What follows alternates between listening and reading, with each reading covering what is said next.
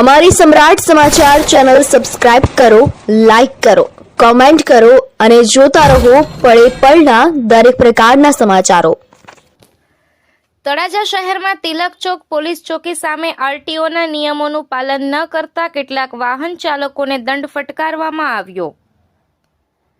ભાવનગર જિલ્લાના તળાજા શહેરમાં આરટીઓના નિયમોનું પાલન ન કરતા વાહન ચાલકોને અવારનવાર દંડ કરવામાં આવતો હોય છે।